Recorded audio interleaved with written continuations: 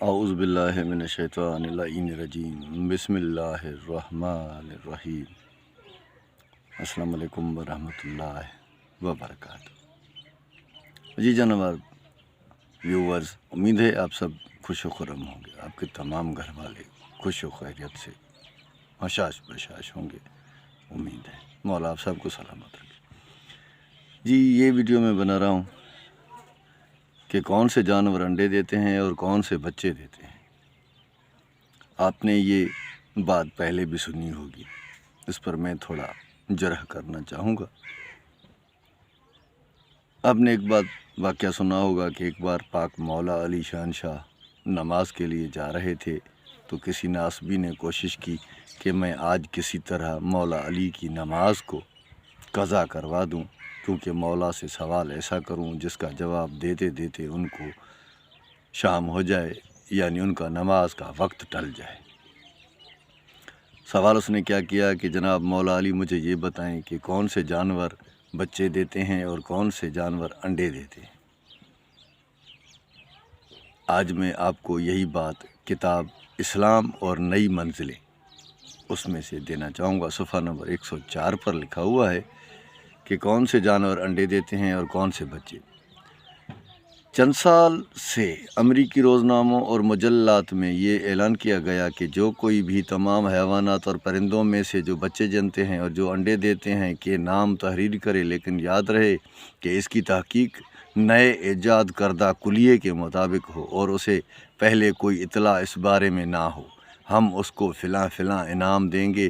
اس اعلان کے نشر ہونے کے بعد ہزاروں لوگ شوق تر شوق سے اس مسئلے کی تحقیق کرنے میں مصروف ہو گئے، اور ایک مدت تک بہت سے دانشوروں نے اسی مسئلے کی تحقیق میں وقت ضائع کیا، اور ایک مدت کے بعد تمام نے اپنی زحمتوں اور کوششوں کا نتیجہ بذریعہ ڈاک امریکہ ارسال کیا، لیکن تمام اسکالر کے جوابات ان کے قاعدہ و کلیہ کے مطابق نہ اترے اور اصل حقیقت کو حاصل نہ کر سکے، اور یہ مطلب اسی طرح تشنا رہا، یہاں تک کہ مصر کی جامع الازہر کے ایک طالب علم نے ان کو ان الفاظ میں خط لکھا: مسلمانوں کے فرقوں میں سے ایک فرقہ شیعہ امامیہ ہے جو اپنے چند ائمہ اور پیشواؤں کی پیروی کرتے ہیں اور اپنی زندگی کی تعلیمات انہی سے حاصل کرتے ہیں۔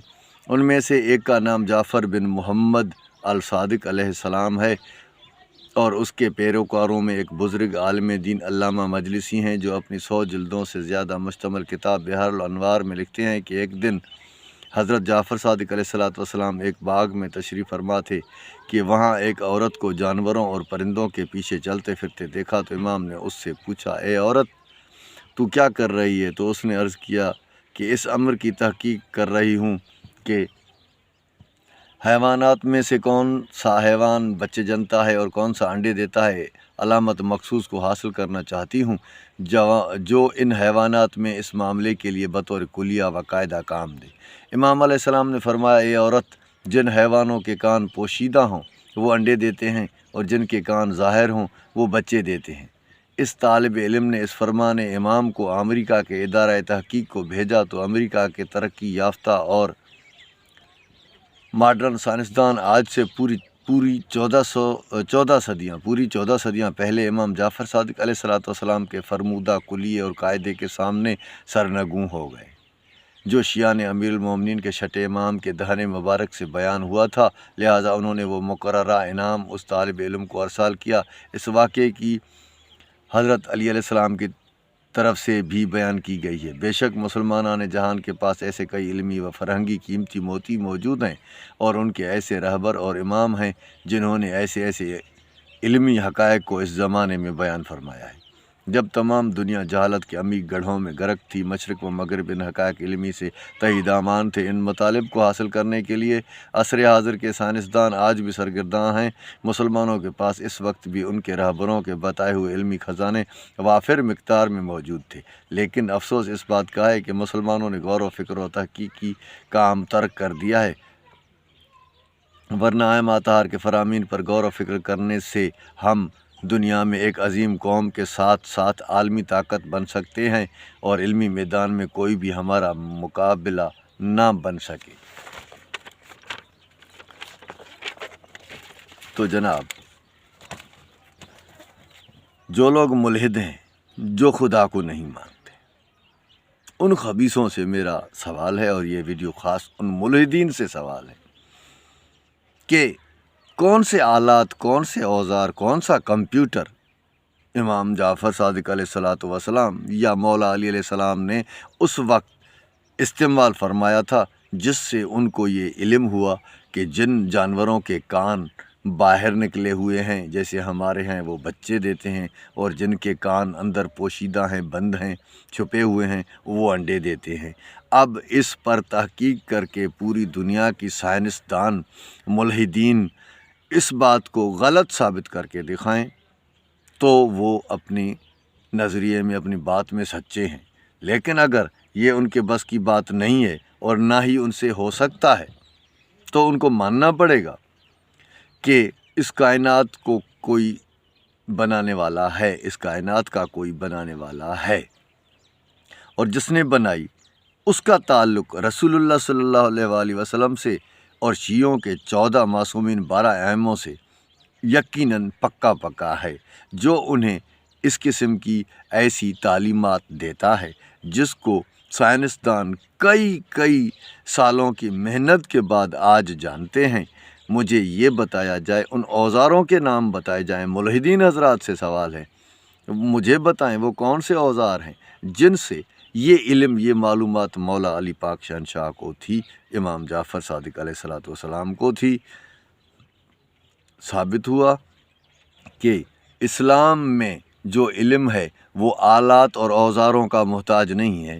پاک رسول محمد مصطفیٰ صلی اللہ علیہ وآلہ وسلم نے اس کائنات کے چھپے ہوئے رازوں پر سے پردہ اٹھایا ہے، اپنے اپنے وقت میں اپنے لوگوں کو بات حق بتائی ہے۔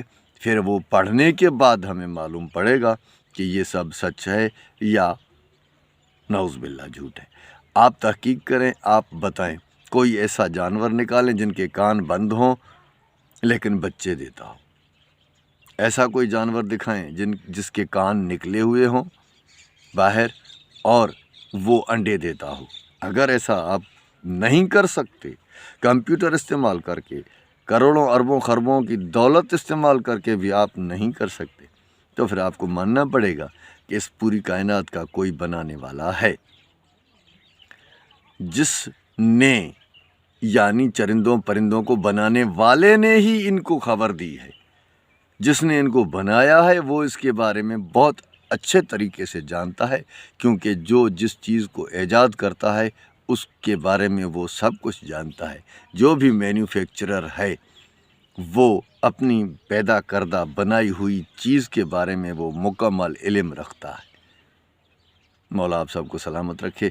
امید ہے کہ جتنے بھی ملحدین حضرات ہیں مجھے اس کا جواب ضرور دیں گے، اور ایک سوال مزید ڈالوں گا میں، اس پوری کائنات میں ایک چیز ایسی بتائیں جو خود بخود بنی ہو اور اس کو ترتیب سے بھی بنی ہو، خود بخود بنی ہو اور ترتیب سے بھی بنی ہو۔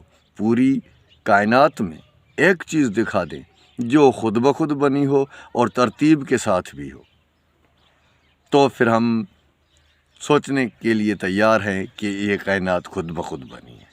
لیکن اگر پوری کائنات میں آپ کو دلیل کے طور پر ایک چیز بھی ایسی نہیں ملتی جو بغیر بنانے والے سے بنی ہو، خود بخود بنی ہو اور ترتیب کے ساتھ ہو، تو پھر اتنی بڑی کائنات کیسے بغیر بنانے والے کے ترتیب کے ساتھ کیسے؟ اس کا جواب مجھے چاہیے، انتظار رہے گا ملحدین سے۔ اللہ پاک مومنین حضرات کو خوش رکھے، شاد و آباد رہیں، اپنے بچوں کا، اپنے والدین کا، وطن پاکستان کا، دین اسلام کا خاص خیال رکھیں۔ یا علی مدد، اللہ نگہدار، اللہ کے حوالے، پاکستان زندہ باد۔